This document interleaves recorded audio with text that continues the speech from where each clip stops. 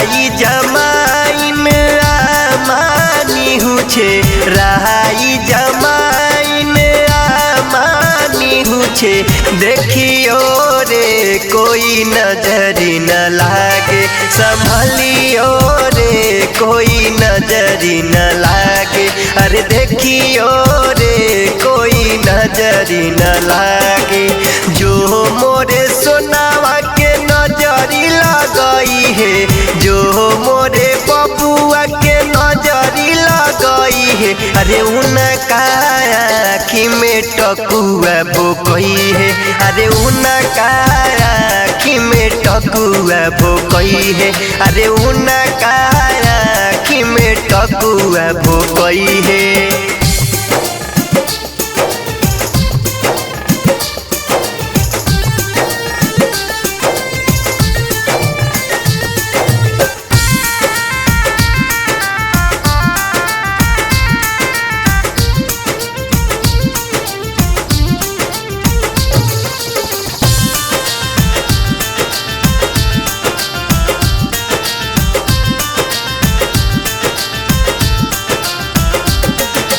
राहाई जमाइन दादी निहुछे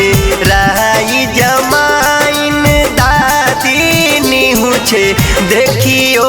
रे कोई नजरी न लागे संभलियो रे कोई नजरी न लागे अरे देखियो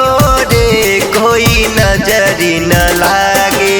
जे भतर कटनी नजरी लगई है जे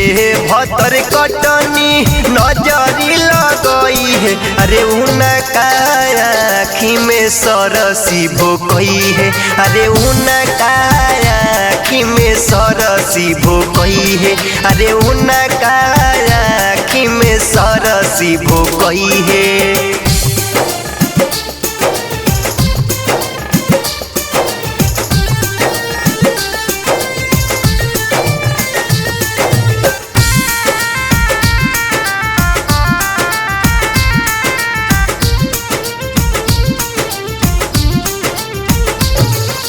म्यूजिक बाय विकास राज।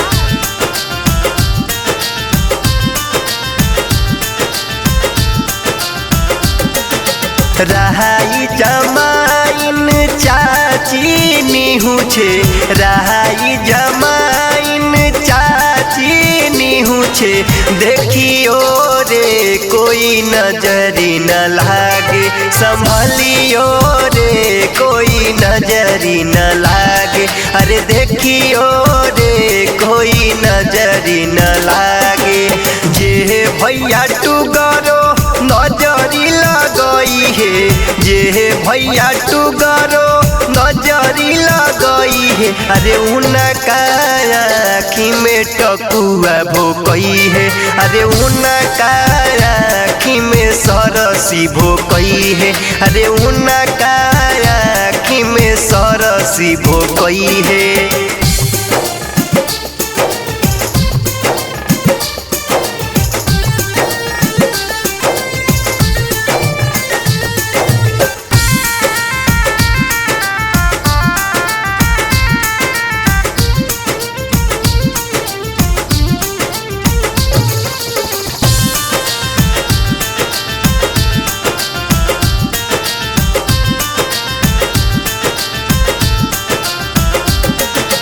राहाई जमाइन भाभी निहुछे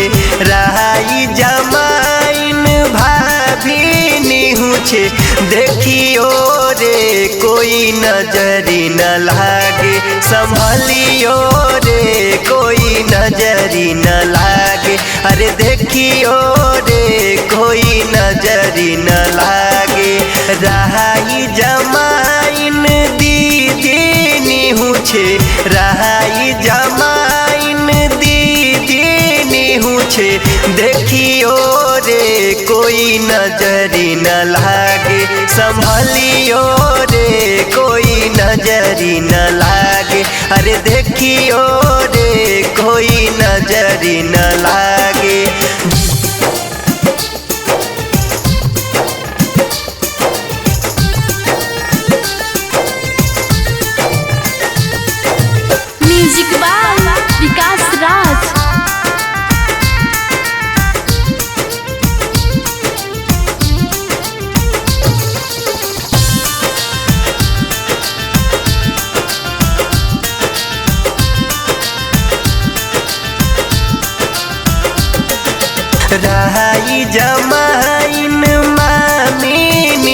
छे राई जमाइन मामी निहू छे